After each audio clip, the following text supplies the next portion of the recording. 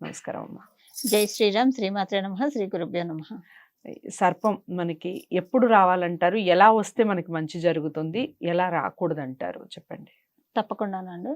కాకపోతే సర్పం రావడం మంచిది కాదు. అది కాదు. అబ్స్ట్రాక్యుల్ అని అర్థము. అయితే ఒక్క క్యాన్సిలేషన్ ఏంటంటే ఆదిశేషువు కల్లోకి వస్తే మంచిది. ఆదిశేషువు మనకి శ్రీమన్నారాయణ మూర్తి బెడ్ కదా, మన అందరం పరుపు మీద పడుకుంటాం, ఆయన ఆదిశేషువు మీద పడుకుంటారు. ఆయన ఒక్కడు వస్తే మంచిదండి. ఇంకా పాములు అంటే 5 తలల పాము వచ్చినా లేదా 5 కంటే మించిన తలల పాములు వచ్చితే అవి దేవతా సర్పాలు అంటారు. అవి వస్తే మంచిది. శ్వేతనాగు కూడా దేవతా సర్పం కింద మనకి లెక్కకు వస్తుంది. శ్వేతనాగు వచ్చినా మంచిది. ఇంకా నల్లతాచు లేకపోతే జెర్రిగొడ్డు ఇలాంటివి పాములు వస్తే కనుక ఏదో కష్టం ఉందని చెప్పి కష్టాలు అర్థం. అయితే ఇక్కడ దీనికి మనం కళ ఒకటి మనం పరిశీలిస్తే కనుక ఇప్పుడు ఉత్తగా పాము వచ్చింది అనుకోండి, పాము వచ్చి దానంతట అదే పరిగెత్తుకుంటూ వెళ్ళిపోతున్నట్టు వచ్చింది అనుకోండి, అంటే కష్టాలు మీ నుంచి తొందరలోనే బయటికి వెళ్తున్నాయని చెప్పి అర్థం. అలా కాకుండా పాము కాటేసినట్టు వచ్చింది అనుకోండి, ఇంకా అసలు చాలా మంచిది. అలా రాదు, పాము వస్తే కాటేయదు, కాటేసినట్టు వస్తే మటుకు మంచిది. అయ్యో, అంటే నిజ జీవితంలో మనకున్న కష్టాలన్నీ కూడా కాటుతో పోతాయి. ఎగ్జాక్ట్లీ. ఇంకా అంటే ఇప్పుడు ఏంటంటే మొత్తం డిమాలిష్ అయిపోతాయి అని చెప్పి. ఆ కాటు దేనికి? మనకి కాదు, మనకున్న కష్టాలకి. ఇప్పుడు కాటేస్తే ఏమవుతుంది, మనం ఫస్ట్ ఎయిడ్ ట్రీట్మెంట్ తీసుకోకపోతే అలాగా ఉండడం కష్టం కదా. సో కష్టాలకే బతికి ఉండడం కష్టం అయితే అది ఎలా ఉంటుంది? బాగుంటుంది కదా. సో పాము కాటేసినట్టు కలిస్తే అలాంటి రిజల్ట్స్ వస్తాయండి. అది ఏ పాము అయినా కానివ్వండి, నల్లతాచు ఏ పాము అయినా సరే, ఈ గొండ చిలువ అవ్వచ్చు, ఏదైనా సరే కాటేసినట్టు వస్తే మంచిది.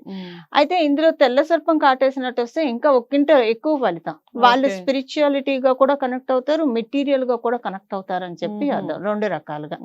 అయితే పాము కలర్స్ కూడా మనం చూడాలి. ఒక్కొక్కసారి బంగారు వర్ణంలో ఉన్న పాము కనుక కళ్ళకి వస్తే కనుక అది మంచిది. అది ఏం చేసినా చేయకపోయినా పాము అలా కళ్ళకి వస్తే మంచిది. ఒక్కొక్కసారి పాములు ఎగురుతున్నట్టు కళ వస్తూ ఉంటుంది. అంటే ఇలాగా మొత్తం చుట్టుకునే ఉంటాయి, అవి ఎగురుతున్నట్టు కళ వస్తూ ఉంటుంది. అంటే కొంతమంది నాకు చెప్పినవే నేను మీకు చెప్తున్నాను, వాళ్ళకి వచ్చిన కళలు నాకు షేర్ చేస్తూ ఉంటారు కదా. అలా ఎగురుతున్నట్టు కళ వస్తే కనుక టైం మీ కష్టాలు ఒక్కసారిగా రైజ్ అవుతాయి లైఫ్ లో, కానీ అవన్నీ ఇంక ఎగిరి వెళ్ళిపోతాయి అని చెప్పి, బటర్ఫ్లైస్ లాగా ఎగిరి వెళ్ళిపోతాయి అని చెప్పి అది మంచిదే. సో అలా చెప్పాను. ఒక 6 months దాకా మీకు ఇబ్బందులు అయితే ఉంటాయండి. ఆ తర్వాత ఇంకా మీకు ఈ ఇబ్బందులు ఏముండవు, చాలా బాగుంటుంది, ఇంకా మీకు వెళ్ళిపోతుందని. నిజంగా అలా వాళ్ళకి జరగడం జరిగింది. సో అలాగా పాములు ఎగురుతున్నట్టు కొంతమందికి అలాంటి కళలు కూడా వస్తాయి. అంటే పెక్యులర్ గా ఉంటాయి, ఒకళ్ళకి వచ్చిన కళలు ఒకళ్ళకి రావు. మీరు చెప్పారంటే జరుగుతుంది, నేను కూడా ఎక్స్పీరియన్స్డ్ దాంట్లో. సో అలాగా పాములు ఎగురుతున్నట్టు వస్తే అదొక రకాన్ని kashtalu వస్తాయి ఒక 6 months. కానీ వాటిని తట్టుకునే శక్తి మనకు ఉంటుంది, అవి వెళ్ళిపోతాయి అని కూడా, ఇంకా కష్టాలు వెళ్ళిపోతాయి అని చెప్పి అర్థం. అయితే పాము కనుక నీళ్ళల్లో తెల్ల పాము కరిస్తే లాటరీ ద్వారా డబ్బులు వస్తాయని చెప్పి అర్థము. ఏదో లాటరీ ద్వారా కావచ్చు, లేదా మన సాలరీ ఇంక్రిమెంట్ రావడం కావచ్చు, ఇలాంటివి వస్తాయని చెప్పి అర్థం. శివుడికి మెళ్ళో పడగలాగా చుట్టుకొని పాము ఏమన్నా శివాలయంకి వెళ్తే అలా వస్తే మటుకు అది మంచిది. మనకి శివయ్య అనుగ్రహము, శివయ్య ఆశీస్సులు దొరుకుతున్నట్లు లెక్క. శివయ్యకి దగ్గర అవ్వడం అంటే ఒక రకంగా చెప్పాలంటే మూలాధార చక్రాన్ని భేదించినట్లు. ఒక్క మూలాధార చక్రం భేదిస్తే కనుక ఇహలోకంలో మనకి అంటే స్థిత ప్రజ్ఞత ఎక్కువగా వస్తుంది. బ్యాలెన్స్డ్ నేచర్ అంటారు చూసారా, ప్రతిదీ సమంగా తీసుకోవడం. ఒకళ్ళు పొగిడారా, ఓ రైట్, భగవంతుడి ఆశీస్సులతో పొగిడారు. ఒకళ్ళు ఏమన్నా హర్ట్ చేశారా, హర్ట్ చేయడానికి వాళ్ళెవరు, బాధపడటానికి నేనెవరు, ఇదంతా ఈశ్వరాజ్ఞ అని చెప్పి ఇలాంటి థాట్స్ మనకు వచ్చి, అప్పుడు అలాంటి థాట్స్ వచ్చినప్పుడు మనం ప్రతిదీ సమంగా తీసుకుంటాం కదా. సో అప్పుడు ఏమవుతుందంటే బ్యాలెన్స్డ్గా వెళ్తుంది, లైఫ్ ప్రోగ్రెషన్ చాలా బాగుంటుంది. ఇండైరెక్ట్ గా చెప్పాలంటే మన మనసు చెక్కు చెదరకుండా ఉంటే ఏ పరిస్థితుల్లో అయినా సరే మన ప్రోగ్రెషన్ ఎవరు ఆపలేరు కదండి. సో అలాంటిది తటస్థిస్తుంది. శివుడి కల్లోకి వస్తే మంచిది. అది పాముతో కలిసి ఉన్న శివుడి కల్లోకి వస్తే మటుకు పడగ విప్పినట్టుగా వస్తే పడగ విప్పి మనల్ని అంటే పడుకున్న వాళ్ళ మీదకి పడగ విప్పి ఉంటే, అంటే అర్థం కాల మీరు. అంటే పడుకొని నిద్రపోతున్నారు, వాళ్ళ మీద పడగ విప్పి పాము అలా ఉన్నట్టుగా కల్లోకి వస్తే అది కొంచెం మంచి కళ కాదండి. మంచి కళ కాదు.